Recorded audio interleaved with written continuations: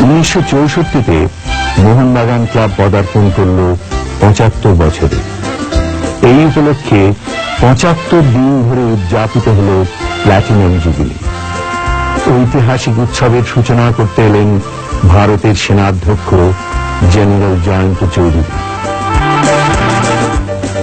প্রধান অতিথির আসন অলঙ্কৃত করলেন পশ্চিমবঙ্গের মুখ্যমন্ত্রী প্রফুল্লচন্দ্র সিং। ক্লাবের প্রাণপুরুষ ধীরেন্দ্রের সুদক্ষ পরিচালনায় এই উৎসব রূপ নিয়েছিল এক আন্তর্জাতিক ক্রীড়া যজ্ঞ। উদ্বোধনী বক্তৃতায় প্রফুল্ল সেন, জেনারেল জয়ন্ত চৌধুরী, ক্লাব সচিব এস.এন. বসু ক্রীড়া ও সামাজিক ক্ষেত্রে মোহনবাগানের স্মরণীয় অবদানের কথা উল্লেখ করলেন। উৎসবের সূচনা হল নতুন তাঁবু দ্বারোদ্ঘাটনের মধ্য দিয়ে। দ্বারোদ্ঘাটন করলেন জেনারেল চৌধুরী। প্ল্যাটিনাম উৎসবের সূচনা করলেন 1911-র শেল জয় নায়ক রেভারেন্ড সুধীর চ্যাটার্জি। তুতাগ্নি জ্বালালেন চুনি গোস্বামী। শুরু হয়ে গেল 75 দিনব্যাপী প্ল্যাটিনাম উৎসবে।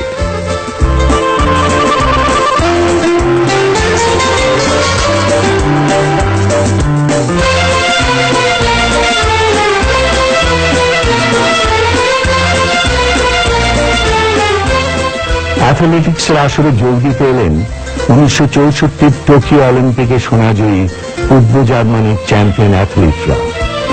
ভারতীয় এবং মোহনবাগান অ্যাথলিটদের সঙ্গে তাদের লড়াই হয়ে উঠল পরম উপভোগ্য।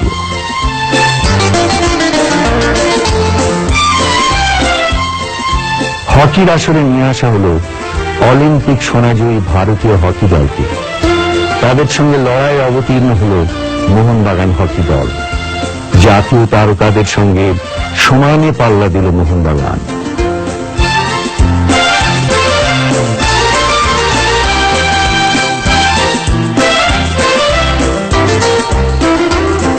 টোকিও অলিম্পিকে ফুটবলের সোনাজয়ী হাঙ্গেরির ফুটবলারদের নিয়ে গড়া তাতাবানিয়া ফুটবল দল খেলল মোহনবাগানের সঙ্গে।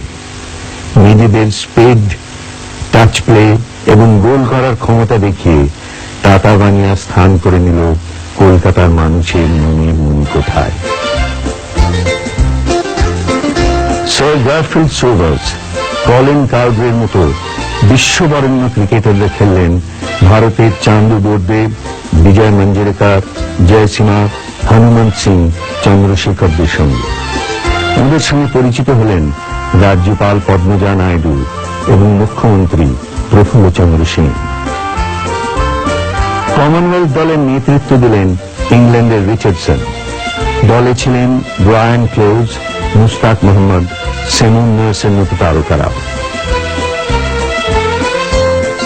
স্যার গ্যারির চমৎকার বোলিং এর জন্য কমনওয়েলথ দল বেশি রান করতে দিল না ভারতকে।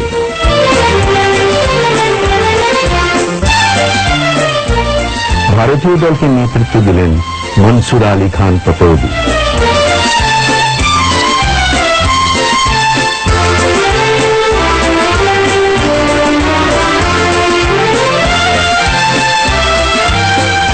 সোবার্সের দৃষ্টিনন্দন ব্যাটিং মাতিয়ে দিল ইডেন গার্ডেন্সের হাজার হাজার দর্শককে। সেই স্মৃতি ক্রিকেট প্রেমীদের হৃদয়ে আজও অম্লান।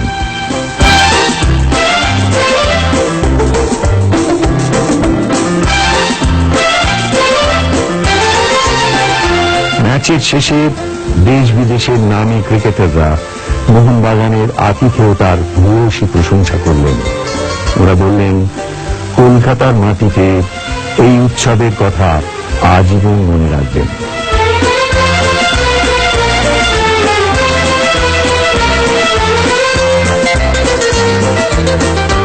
ওই ম্যাচ থেকে সংগৃহীত 50,000 টাকা মুখ্যমন্ত্রীর প্রাণ তহবিলে দান করলেন ধীরেন্দ্র।